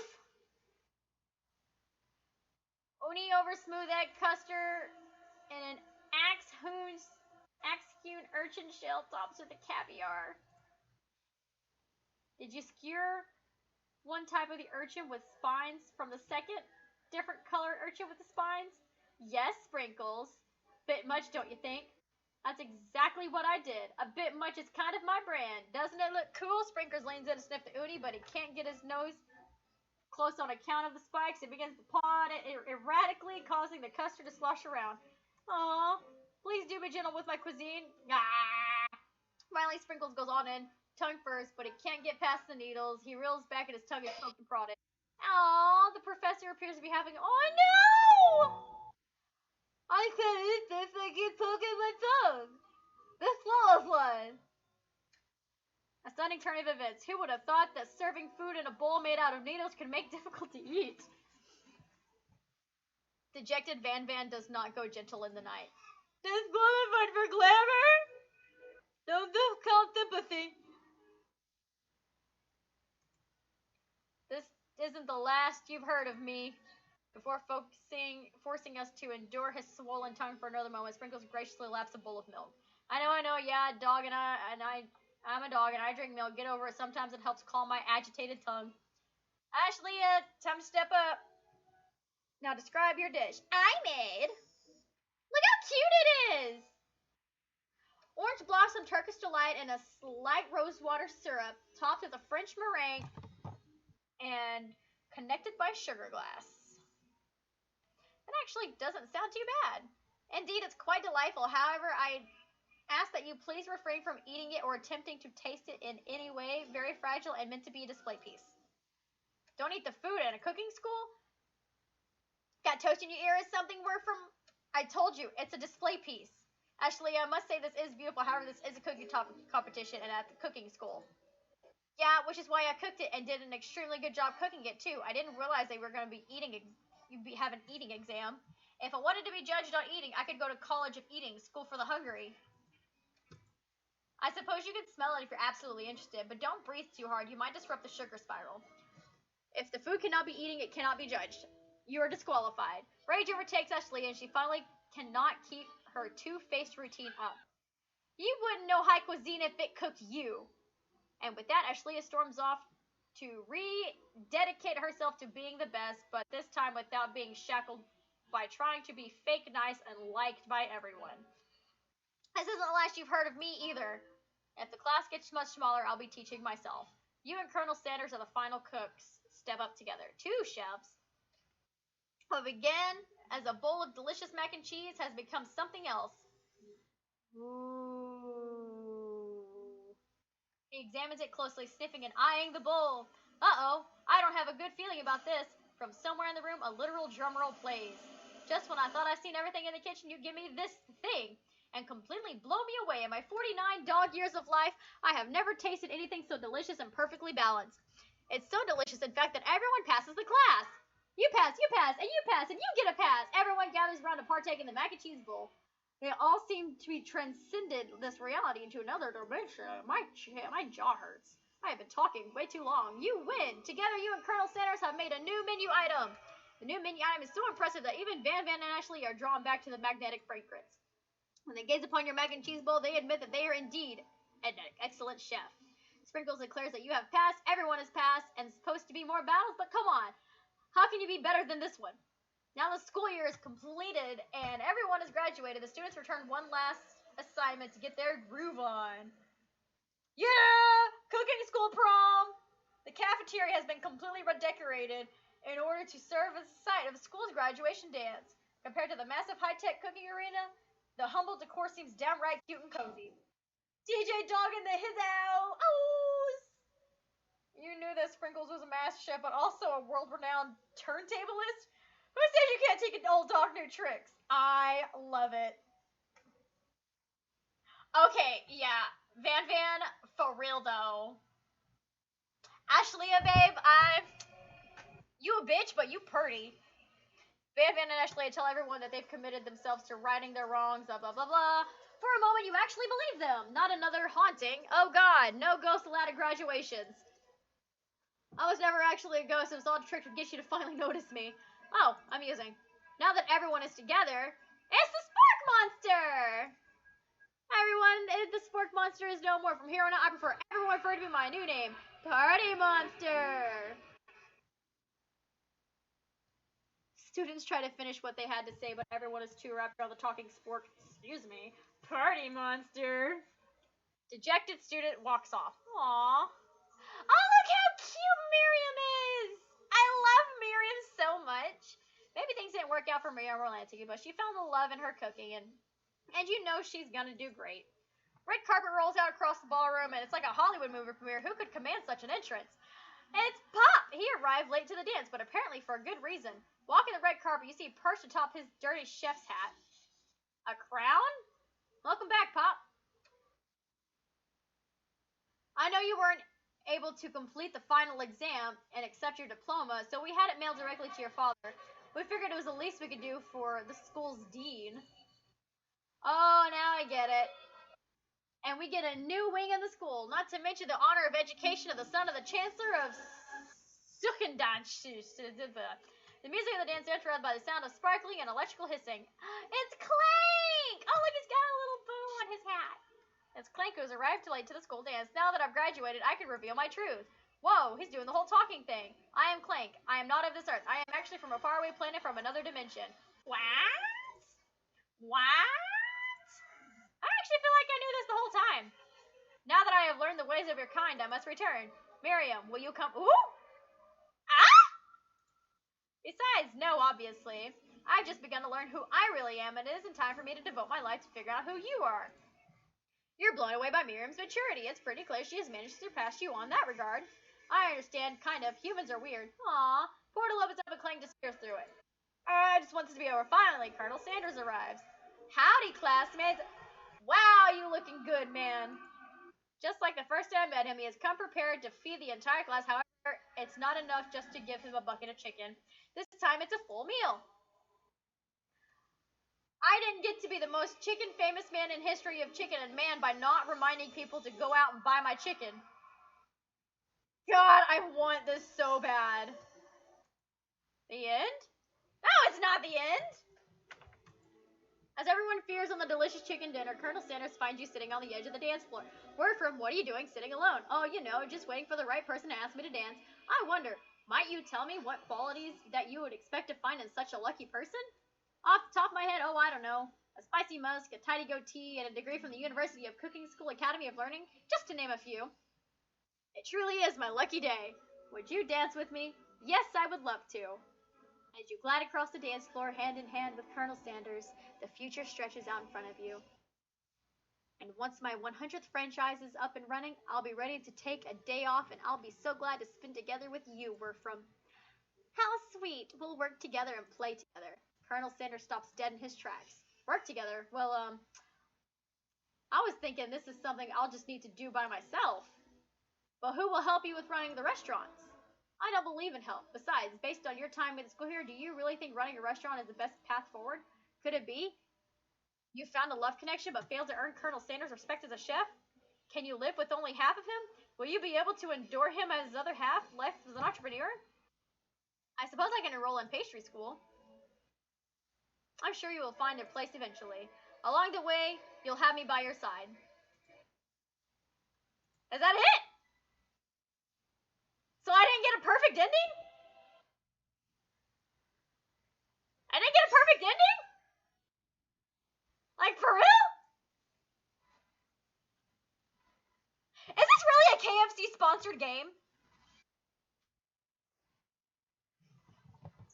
Okay, but like, this slaps and I love it.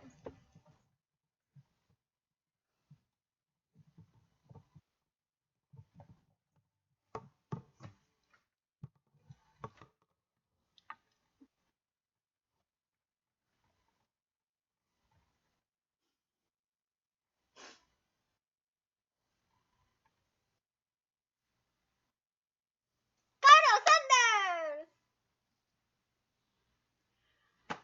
Wow.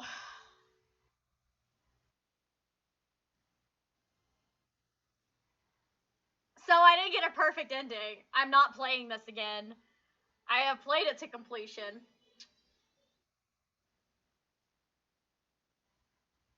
I'm gonna go get some KFC now. Because I want a famous bowl. And I am starving.